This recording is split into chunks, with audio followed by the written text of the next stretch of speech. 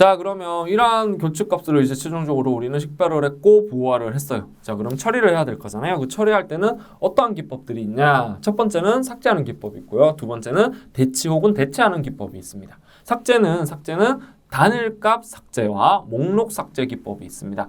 자, 단일값 삭제는 결측값 자체 값만 삭제하고 다른 속성은 그대로 유지하는 방법입니다. 그러다 보니까 결측값 데이터가 다른 특성을 가지고 있어 일관성이 없는 상황이 생길 수가 있어요. 그래서 많이 활용하지 않는 방법이에요. 혹은 두 번째, 목록 삭제가 있어요. 행 혹은 열을 아예 삭제해버리는 방법이에요. 결측값의 빈도수가 너무 많다면 어쩔 수 없이 이러한 선택을 해야 돼요. 근데 이 삭제라는 것 자체는 다른 속성들이 값을 가지고 있기 때문에 가능한 좀 지양을 해야 되는 방법입니다. 왜냐하면은 다른 속성에 대한 중요한 의미까지 편향을 일으킬 수가 있어요. 그렇기 때문에 삭제는 지양은 해야 되지만 결측값이 너무 많이 존재를 했었을 때는 어쩔 수 없이 선택을 해야 됩니다. 다만 편향에 대한 발생 가능성은 고려를 하시고 삭제를 진행을 해주시고 두 가지가 있다고 했습니다. 행, 값을 아예 라인 자체를 삭제하는 방법이 있고 열 자체를 삭제하는 방법이 있습니다. 자, 다음은 대치 혹은 대체 방법이 있습니다. 자, 일반적으로 삭제보다는 대치를 사용을 하시게 되고요. 자, 대치는 정의부터 한번 읽어보겠습니다. 특정 대표값으로 혹은 회귀, 분류 등의 여러 알고리즘들을 이용을 해서 추정값으로 결측값을 대체하는 방법을 우리는 대치라고 해요. 자, 대치는 단순 대치와 다중 대치, 그리고 단순 대치는 또 여러 가지 기법들이 있습니다. 자, 단순 대치는 특정 값을 결측값으로 대체하는 방법을 이야기하고요. 다중 대치는 이 대치 방금 우리가 한 단순 대치법을 한 번만 하는 게 아니라 여러 번을 수행을 해서 값을 찾아가지고 이제 대체하는 방법을 우리는 다중 대치라고 합니다. 자, 아래는 이제 결측값 대치 방법을 선택하는 기준을 이야기하는데요. 자, 앞에서 우리가 결측값 유형을 이렇게 봤었어요. 그래서 보시면 MCAR, 요거는 우리가 완전 무작위 결측, MAR은 무작위 결측, NMAR은 비무작위 결측이라고 했어요.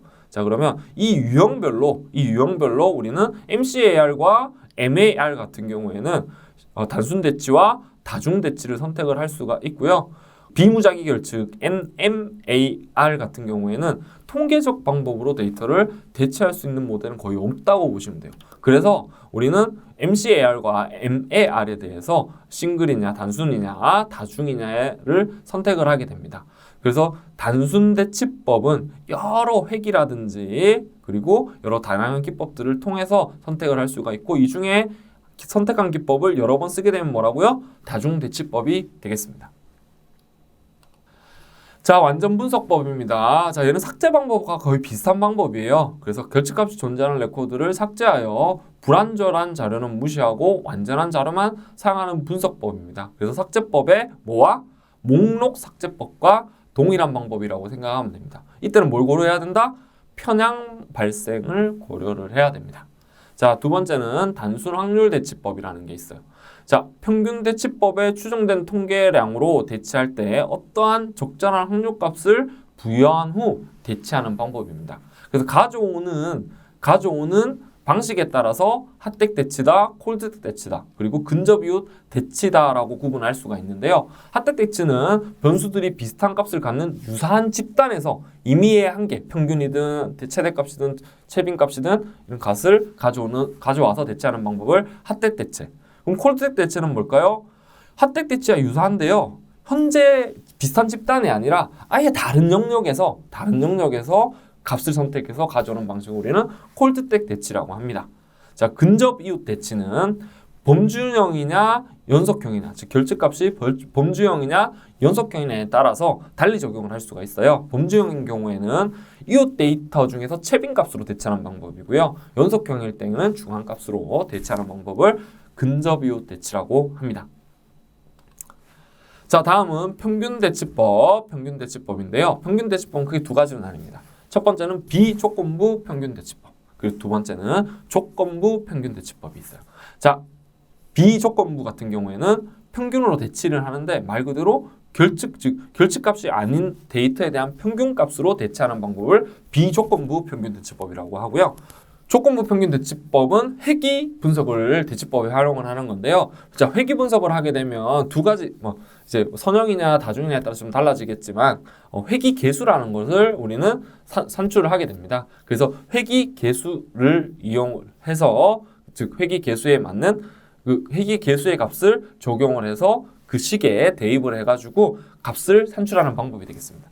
자, 보시면은 선형 회귀 모델을 지금 사례로 들여놨어요. 자, 그러면 이 공부 시간에 대한 시험 점수를 나타낸 표인데요. 아래에 보시면은 3시간을 했었을 때 시험 점수는 지금 누락이 되어 있어요. 그럼 여기 5가지의 데이터를 이용을 해가지고 우리는 이런 회계식을 도출해낼 수가 있어요. 그래서 이 회계식이 보시면은 B0는 절편이라고 표현을 하는데요. 63.5라는 값이 나왔고요. 그리고 기울기, 여기에 대한 전체적인 이 값에 대한 대표성을 정의한 하나의 값을 우리는 베타1 기울기라고 표현을 했습니다.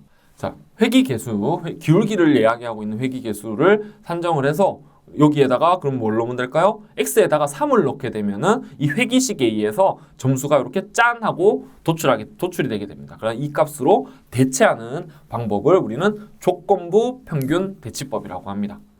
즉 특정 알고리즘, 즉 회귀식이라는 회귀는 우리가 주어진 데이터에서 특정 값을 예측하는 방법을 우리는 회귀라고 해요. 그래서 주어진 값에서 이 주어진 값을 대표하는 식을 하나를 찾고요. 그 식에다가 누락된 변수값을 집어넣어서 값을 찾아내는 방법이 우리는 조건부 평균 대치법이다. 이렇게 생각해 주시면 될 것 같습니다. 자, 다중대치법은 앞서서 진행한 방법을 여러 번 수행을 하게 되고요. 그 결과값들을 합쳐가지고 최종 결과값을 찾게 됩니다. 그래서 여러 번 수행을 하기 때문에 이제 과소추정이라는 문제점에 대해서는 조금 자유로울 수가 있어요. 그래서 일반적으로는 얘도 마찬가지예요. 하나의 값으로 대치하는 경우도 전처리 과정에서는 일반적으로 많이 쓰긴 하지만요. 저가 이제 이렇게 그 대치를 꼭 해야 되는 상황들이 생긴다면, 즉 결집값을 처리해야 되는 생긴다면 한 번, 두 번, 세 번, 이 세 번의 n번 이상의 결합값을 비교를 해가지고 차이가 많이 발생을 하게 되면은 그 값을 컴바인 해가지고 값을 대치하는 경우도 종종 저는 사용을 하기도 합니다. 그렇게 진행을 한다라는 거 생각을 해주시고요. 자, 과소추정이라는 뜻은 실제 값보다 낮은 값을 예측하는 현상이고요. 실제로 이런 가소추정 문제가 어느 정도 다중대치법을 통해 가지고 좀 평균적인 여러 번의 의미를 한 번에 담게 되기 때문에 이러한 문제에서 좀 자유로울 수가 있다라는 부분도 고려를 해주시면 좋겠습니다.